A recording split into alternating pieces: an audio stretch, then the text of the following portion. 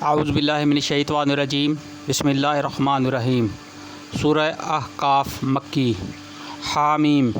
اس کتاب کا نزول اللہ زبردست اور دانا کی طرف سے ہے۔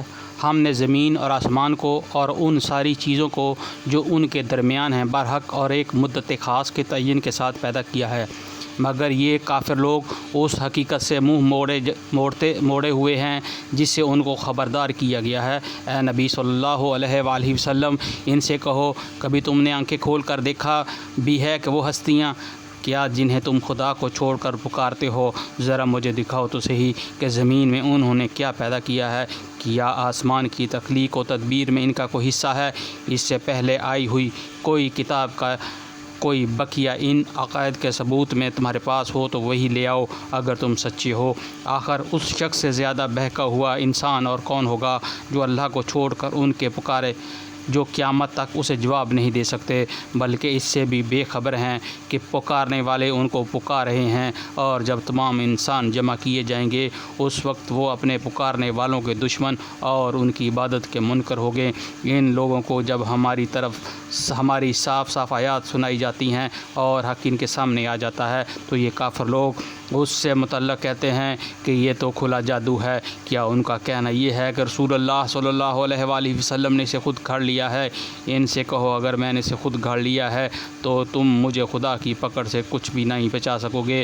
جو باتیں تم بناتے ہو اللہ ان کو خوب جانتا ہے۔ میرے اور تمہارے درمیان وہی گواہی دینے کے لیے کافی ہے، اور وہ بڑا درگزر کرنے والا اور رحیم ہے۔ ان سے کہو، میں کوئی نرالا رسول تو نہیں ہوں، میں نہیں جانتا کہ کل تمہارے ساتھ کیا ہونا ہے اور میرے ساتھ کیا، میں تو صرف اس وحی کی پیروی کرتا ہوں جو میرے پاس بھیجی جاتی ہے، اور میں ایک صاف صاف خبردار کر دینے والے کے سوا اور کچھ نہیں ہوں۔ اے نبی صلی اللہ علیہ وآلہ وسلم، ان سے کہو، کبھی تم نے سوچا بھی کہ اگر یہ کلام اللہ ہی کی طرف سے ہو اور تم نے اس کا انکار کر دیا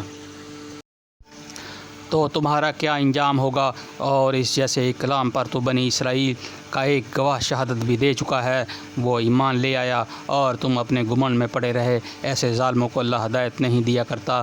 جن لوگوں نے ماننے سے انکار کر دیا وہ ایمان لانے والوں کے متعلق کہتے ہیں کہ اگر اس کتاب کو مان لینا کوئی اچھا کام ہوتا تو یہ لوگ اس معاملے میں ہم سے سبقت نہ لے جا سکتے تھے، چونکہ انہوں نے اس سے ہدایت نہ پائی، اس لیے اب یہ ضرور کہیں گے کہ یہ تو پرانا جھوٹ ہے، حالانکہ اس سے پہلا موسیٰ علیہ السلام کی کتاب رہنما اور رحمت بن کر آ چکی ہے، اور یہ کتاب اس کی تصدیق کرنے والی زبان عربی میں آئی ہے تاکہ ظالموں کو متنبہ کر دے اور نیک روش اختیار کرنے والوں کو بشارت دے دے۔ یقیناً جن لوگوں نے کہہ دیا کہ اللہ ہی ہمارا رب ہے پھر اس پر جم گئے، ان کے لیے نہ کوئی خوف ہے اور نہ وہ غمگین ہوں گے۔ ایسے لوگ جنت میں جانے والے ہیں جہاں وہ ہمیشہ رہیں گے اپنے ان اعمال کے بدلے جو وہ دنیا میں کرتے رہے ہیں۔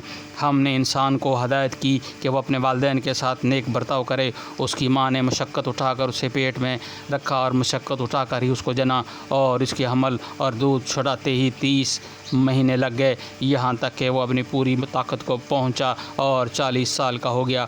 تو اس نے کہا، اے میرے رب، مجھے توفیق دے کہ میں تیری ان نعمتوں کا شکر ادا کروں جو تو نے مجھے اور میرے والدین کو عطا فرمائی ہیں، اور ایسا نیک عمل کروں جس سے تو راضی ہو، اور میری اولاد کو بھی نیک بنا کر مجھ کو سکھ دے۔ میں تیرے حضور توبہ کرتا ہوں اور تابع فرمان مسلم بندوں میں سے ہوں۔ اس طرح کے لوگوں سے ہم ان کی بہترین اعمال کو قبول کرتے ہیں، ان کی برائیوں سے درگزر کر جاتے ہیں۔ یہ جنتی لوگوں میں شامل ہوں گے اس سچے وعدے کے مطابق جو ان سے کیا جاتا رہا ہے۔ اور جس شخص نے اپنے والدین سے کہا، اوف، تنگ کر دیا ہے تم نے، کیا تم مجھے یہ خوف دلاتے ہو کہ میں مرنے کے بعد قبر سے نکالا جاؤں گا؟ حالانکہ مجھ سے پہلے بہت سی نسلیں گزر چکی ہیں، ان میں سے تو کوئی اٹھ کر نہ آیا۔ ماں اور باپ اللہ کی دہائی دے کر کہتے ہیں، ارے بد نصیب، مان جا اللہ کا وعدہ سچا ہے، مگر وہ کہتا ہے یہ سب اگلے وقتوں کی فرسودہ کہانیاں ہیں۔ یہ لوگ ہیں جن پر عذاب کا فیصلہ چشمہ ہو چکا ہے۔ ان سے پہلے جنوں اور انسانوں کے جو ٹولے اس کماش کے ہو گزر رہے ہیں انہی میں یہ بھی شامل ہوں گے۔ بے شک یہ گھاٹے میں رہ جانے والے لوگ ہیں، وہ دونوں گروہوں میں سے ہر ایک کے درجے ان کے مال کے لحاظ سے ہیں تاکہ اللہ ان کے کیے کا پورا بدلہ ان کو دے۔ ان پر ظلم ہرگز نہ کیا جائے گا۔ پھر جب یہ کافر آگ کے سامنے لا کھڑے کیے جائیں گے تو ان سے کہا جائے گا تم اپنے حصے کی نعمتیں اپنی دنیا کی زندگی میں ختم کر چکے ہو اور ان کا لطف تم نے اٹھا لیا. اب جو تکبر تم زمین میں کس حق کے بغیر کرتے رہے اور جو نافرمانیاں تم نے کی، ان کی پیدائش میں آج تم کو ذلت کا عذاب دیا جائے گا. ذرا انہی عاد کے بھائی ہود کا حصہ سناؤ جب کہ اس نے احقاف میں اپنی قوم کو خبردار کیا تھا، اور ایسے خبردار کرنے والے سے پہلے بھی گزر چکے تھے اور اس کے بعد بھی آتے رہے کہ اللہ کے سوا کسی کی بندگی نہ کرو. مجھے تمہارے حق میں ایک بڑے ہولناک دن کی عذاب کا اندیشہ ہے. انہوں نے کہا کیا تو اس لیے آیا ہے کہ ہمیں بہکا کر ہمیں ہمارے معبودوں سے برگزشتہ کر دے؟ اچھا تو لے اپنا وہ عذاب جس سے تو ہمیں ڈراتا ہے اگر واقعی تو سچا ہے. اس نے کہا کہ اس کا علم تو اللہ کو ہے اور وہ صرف وہ پیغام بھی پہنچا رہا ہوں جسے دے کر مجھے بھیجا گیا ہے، مگر میں یہ دیکھ رہا ہوں کہ تم لوگ جہالت برت رہے ہو. پھر جب انہوں نے اس عذاب کو اپنی وادی کی طرف آتے دیکھا تو کہنے لگا یہ بادل ہے جو ہم کو سیراب کر دے گا. نہیں بلکہ یہ وہی چیز ہے جس کے لیے تم جلدی مچا رہے تھے. یہ ہوا کا طوفان ہے جس میں دردناک عذاب چلا رہا ہے. اپنے رب کے حکم سے ہر چیز کو تباہ کر ڈالے گا. آخرکار ان کا یہ حال ہوا کہ ان کے رہنے کی جگہوں کے سوا وہاں کچھ نظر نہ آتا تھا. اس طرح ہم مجرموں کو بدلہ دیا کرتے ہیں. ان کو ہم نے وہ کچھ دیا تھا جو تم لوگوں کو نہیں دیا ہے. ہم نے ان کو کان، آنکھیں اور دل سب کچھ دے رکھے تھے، مگر نہ وہ کان ان کے کسی کام آئے، نہ آنکھیں نہ دل، کیونکہ وہ اللہ کی آیات کا انکار کرتے تھے اور اس چیز کے پھیر میں آ گئے جس کا وہ مذاق اڑاتے تھے. تمہارے گرد و پیش کے علاقوں میں بہت سی بستیوں کو ہم ہلاک کر چکے ہیں. ہم نے اپنی آیات بھیج کر بار بار طرح طرح سے ان کو سمجھایا شاید کہ وہ باز آ جائیں. پھر کیوں نہ ان ہستیوں کو ان کی مدد کی جنہیں اللہ کے چھوڑ کر انہوں نے تقرب الہی اللہ کا ذریعہ سمجھتے ہوئے معبود بنا لیا تھا، بلکہ وہ تو ان سے کھوئے گئے اور یہ تھا ان کے جھوٹ اور ان بناوٹی عقیدوں کا انجام جو انہوں نے گھڑ رکھے تھے. اور وہ واقعہ بھی قابل ذکر ہے جب ہم جنوں کے گروہ کو تمہاری طرف لے آئے تھے تاکہ قرآن سنیں. جب وہ اس جگہ پہنچے جہاں تم قرآن پڑھ رہے تھے تو انہوں نے آپس میں کہا خاموش ہو جاؤ.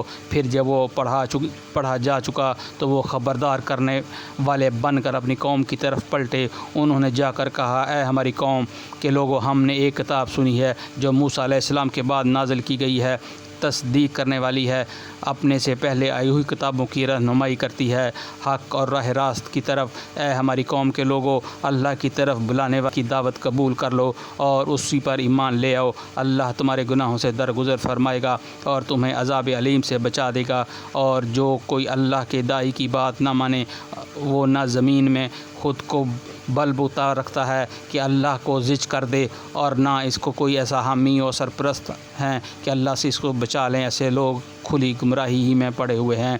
اور کیا ان لوگوں کو یہ سزائی نہیں دیتا کہ جس خدا نے یہ زمین اور آسمان پیدا کیے اور ان کو بناتے ہوئے وہ تھکا نہیں، وہ ضرور اس پر قادر ہے کہ مردوں کو جلا اٹھائے؟ کیوں نہیں؟ یقیناً وہ ہر چیز کی قدرت رکھتا ہے. جس روز یہ کافر آگ کے سامنے لائے جائیں گے اس وقت ان سے پوچھا جائے گا کیا یہ حق نہیں ہے؟ یہ وہ کہیں گے ہاں ہمارے رب کی قسم یہ واقعی حق ہے. اللہ فرمائے گا اچھا تو اب عذاب کا مزہ چکھو اپنے اس انکار کی پاداش میں جو تم کرتے رہے ہو. پس نبی صلی اللہ علیہ وآلہ وسلم صبر کرو جس طرح اولو العزم رسولوں نے صبر کیا ہے اور ان کے معاملہ میں جلدی نہ کرو. جس روز یہ لوگ اس چیز کو دیکھ لیں گے جس کا انہیں خوف دلایا جا رہا ہے تو انہیں یوں معلوم ہو جائے گا کہ جس سے دنیا میں ان دن کی ایک گھڑی بھر سے زیادہ نہیں رہے.